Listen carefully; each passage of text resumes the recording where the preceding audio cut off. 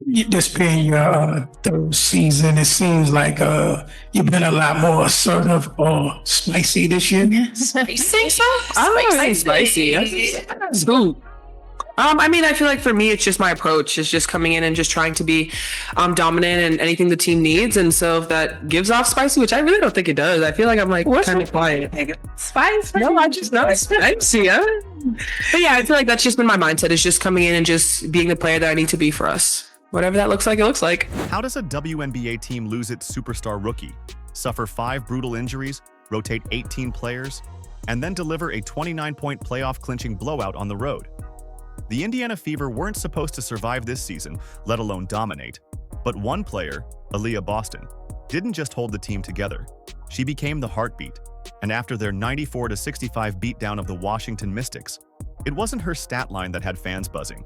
It was what she said in the locker room that broke the internet. This is a story of defiance, grit, and one quiet mantra that turned heartbreak into fire.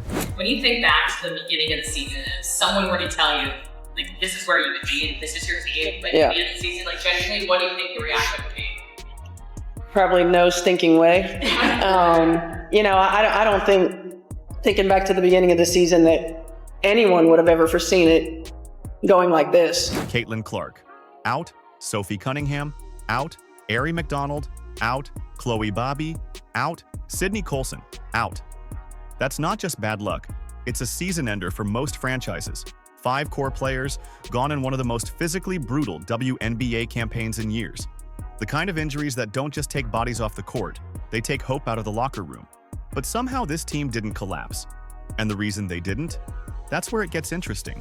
For whatever reason, things happen, and you've got to continue to put your best foot forward. You got to continue to stay the course.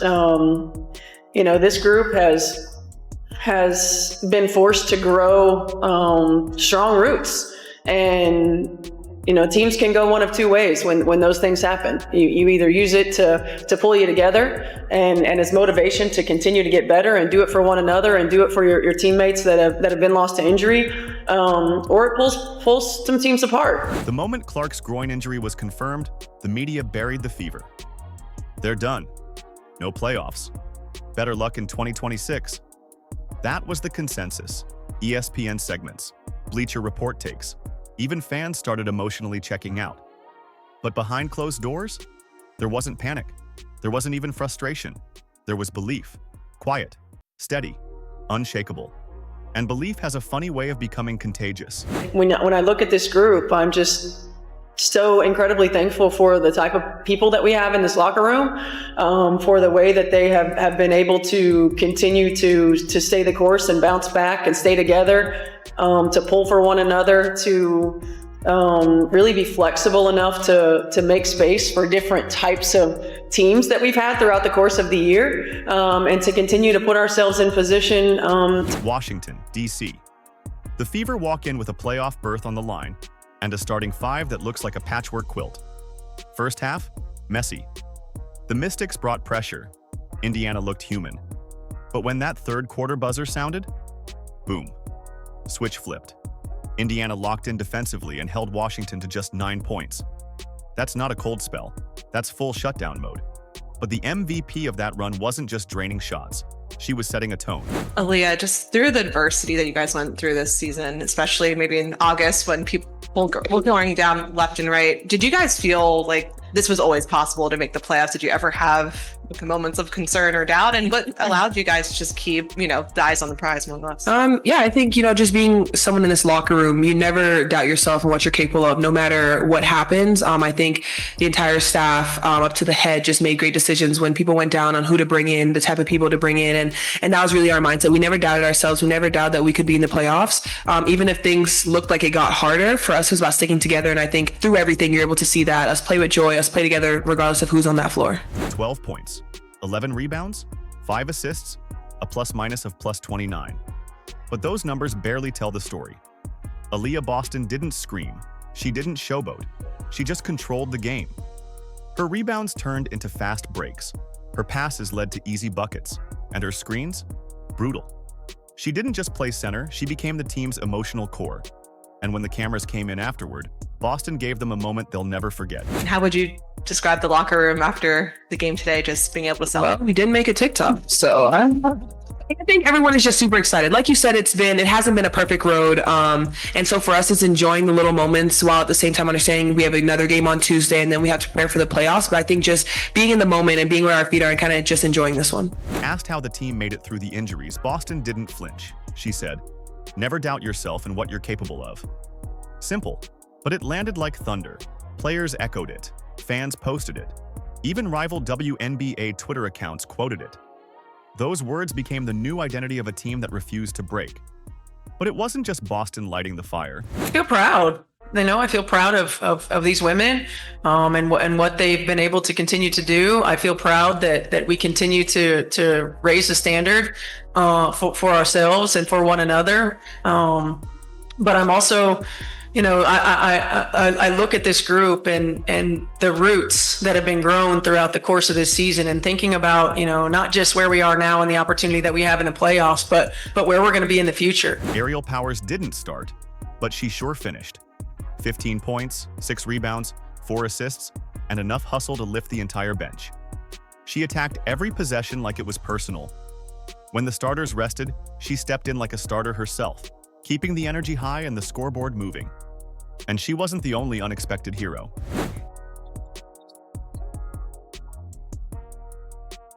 Fever 94, Mystics 65.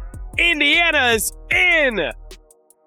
And now you know, despite all the adversity, this incredibly resilient Fever team is going back to the playoffs in 2025. 3 shots, 3 makes, all from deep. Shea Petty was perfect from beyond the arc. The Mystics didn't scout her well, and they paid for it. Every time she touched the ball, she made the defense pay. Her 13 points came like punches in the gut, right when the Mystics tried to claw back momentum. But the Fever weren't done. They had grit on the wings. No highlight reel will show Lexi Hull diving into the baseline camera crew for a loose ball, or hounding Washington's guards into frustration. But those moments mattered. Hull brought the pain, the sacrifice, the blue-collar energy that turned defense into offense. She wasn't playing for stats, she was playing for survival. And in the chaos, another leader emerged. Her stat line? Modest, just 10 points. But Mitchell's poise was priceless. She handled the ball like a surgeon, slowed the pace when things got wild, called out mismatches. She knew when to step back, when to push, and when to let her teammates shine. That's what real leaders do. But behind all of this was one unshakable mind on the sidelines. Most coaches fall apart when half the roster goes down. Stephanie White? She tightened the screws, simplified rotations, prioritized defense, and gave her players permission to make mistakes so they could learn faster. Her post-game speech after the blowout? All about togetherness, standards, and the future. She's not just building a playoff team, she's building a culture. And the crazy part? The injuries actually helped. When Caitlin Clark went down with a torn groin, the headlines didn't just focus on her injury, they signaled the end. Fever collapse incoming. Playoff push crushed. That's how most saw it. But inside the Indiana locker room, the reaction was completely different, because every setback gave this team something unexpected: room to grow. 18 different players wore the Fever jersey this season. That's not a stat. It's a symbol of chaos, or so it would seem. But this wasn't a team scrambling to stay afloat. It was a team forging itself in fire. Players who were barely rotation pieces were suddenly starters. Veterans who expected rest days were now playing extended minutes. Every woman had to reinvent her role on the fly. But here's the twist. That chaos? It created something special. Lexi Hull got tougher, Shea Petty got sharper. Natasha Howard didn't just dominate the paint. She became the emotional engine. And Aaliyah Boston? She evolved into a floor general, locker room motivator, and heartbeat, all at once. These weren't just backups holding the line. These were future stars being carved out of crisis. And when Clark returns, she's not saving a broken system, she's rejoining a war-tested machine, a culture that knows how to win. This isn't just about bouncing back. This is about building forward, stronger, deeper, hungrier. And it all started with the very thing that was supposed to destroy them. The playoff bracket doesn't lie. Indiana's road won't be easy.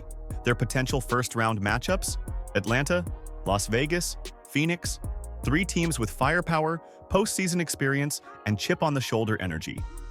On paper, Indiana should be nervous, but in reality, they're not just ready, they're dangerous.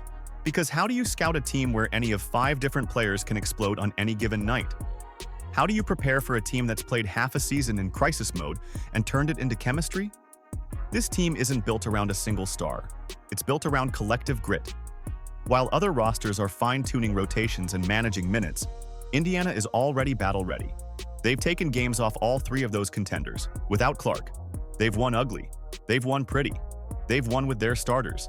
They've won with their bench. And now, they have something those other teams don't: unpredictability. You can't double Boston anymore. You can't sag off Petty. You can't relax when Powers checks in. Every matchup becomes a gamble. And in a best-of-3 format, that kind of chaos isn't just inconvenient, it's terrifying. Because when every possession matters, the team that plays with desperation often beats the one with expectations. And no team in this bracket plays hungrier than Indiana. Since 2016, postseason basketball has been missing from Indianapolis. But after this win, the drought is over. And you can feel it. Something is shifting. The fans who stuck around through all those losing seasons, they're not just showing up, they're showing out. Because this isn't just a team getting hot. This is a franchise getting loud. For nearly a decade, Gainbridge Fieldhouse was quiet during the playoffs, reduced to a memory. But now, it's preparing to host the Fever's first home playoff game in 9 years. That energy? It's not just excitement, it's relief, vindication, payback for years of missed opportunities, botched drafts, and faded hopes. This crowd isn't here to be entertained.